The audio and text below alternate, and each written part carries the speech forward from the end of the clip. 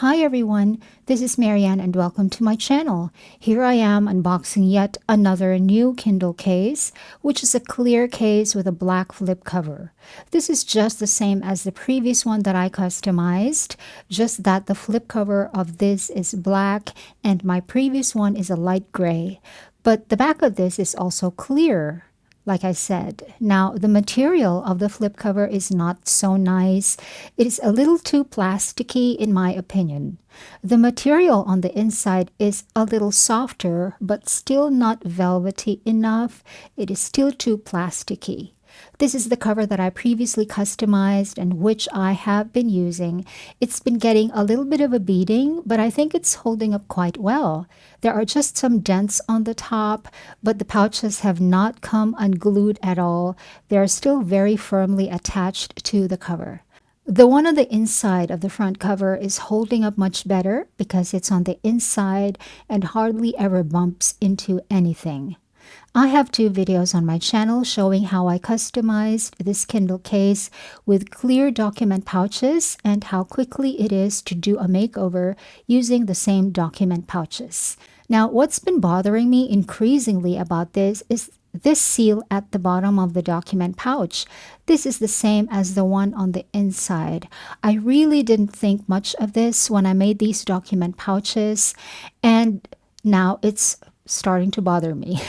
And this dust plug for the USB port is so cute, but I am always afraid of losing it, so I attached it to this tiny lanyard. But when it's on the USB port, it does not look good with that lanyard on it.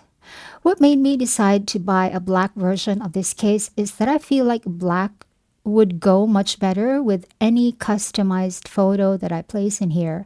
I did mention that already in my previous video, so I went ahead and just ordered a black one. This was on sale anyway on Lazada and it had free shipping. The instruction of the seller is to make sure first that it's the right case before removing the protective covers on the clear part of the case, so that's what I did.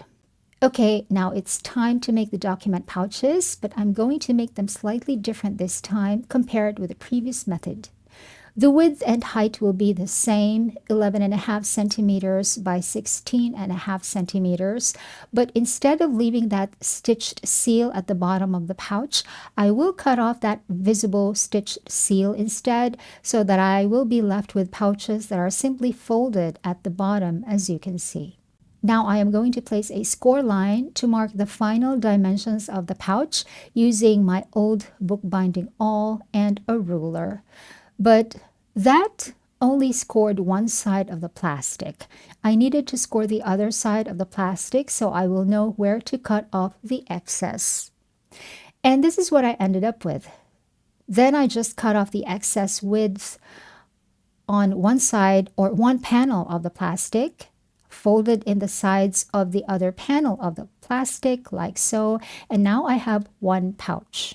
I need two pouches of the exact same dimensions, so I just went ahead and scored and cut the second pouch the exact same way. I am going to use the exact same adhesive strips that I used for the gray Kindle case, but before I place the adhesive strips, I cut off the excess at the top of the pouches because I did intentionally cut it slightly taller than the final size. These adhesive strips really do stay on based on my experience with the previous Kindle case, but I have to say that these are not so easy to see because everything is clear. The adhesive strips are clear.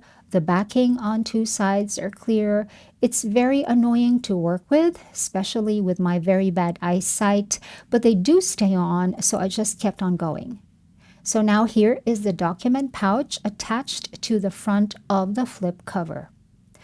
Now for what will go into the Kindle case, I decided on 3 different book covers. I just downloaded these and then laid them out on a document file. And the cover photos were not exactly the size that I needed, so I had to put a black strip on the sides, as you can see. Placing the black strips ensured that I will end up with the size that I need, and then I printed them on photo paper. I am a huge Stephen King fan. I started reading him during the summer right after I started college. The Eyes of the Dragon is the very first Stephen King book that I have ever read. I went over to the house of Uncle Julie, who lived 2 houses away, and picked up that book randomly from his bookshelves. That book got me hooked onto Stephen King. For the rest of that summer, I would borrow more of his books, and I would borrow only one at a time, read it for 2 to 3 days, return it, and then borrow another one.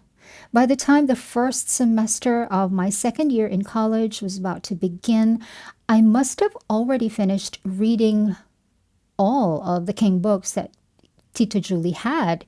But I do think that these other books, whose covers I am now cutting out, Pet Cemetery and The Dark Half, were the next books that I have read. So I do feel quite nostalgic about all of these three, The Eyes of the Dragon most of all.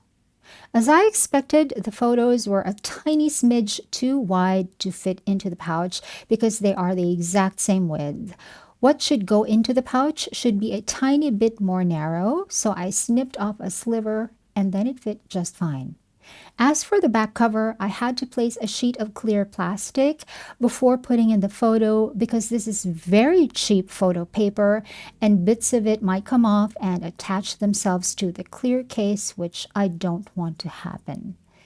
And from this point on, it's just a matter of putting the adhesive strips onto the one last remaining document pouch and attaching that to the inside of the flip cover, snipping off a smidge off the photo paper on the sides, and the new customized Kindle case is done.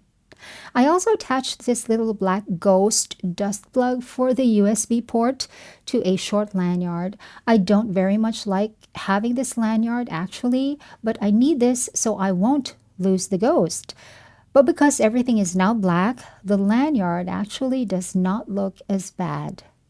And the final element is the MagSafe sticker, the same one that I used for my previous case, but this time in black to match everything else so much better.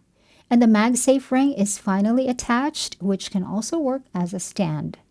The black case works so much better with these horror book covers and also with my black Kindle because the edges of the Kindle show through the clear case at the back. And I think even if I eventually switch to lighter colors for the photos with more feminine designs or more feminine pictures, the black will still work okay. I will try that on my next Kindle makeover, but for now I really like this. It's a fun way to cheer myself up on an afternoon when I am sick with a bad cold. Thanks for watching. Bye.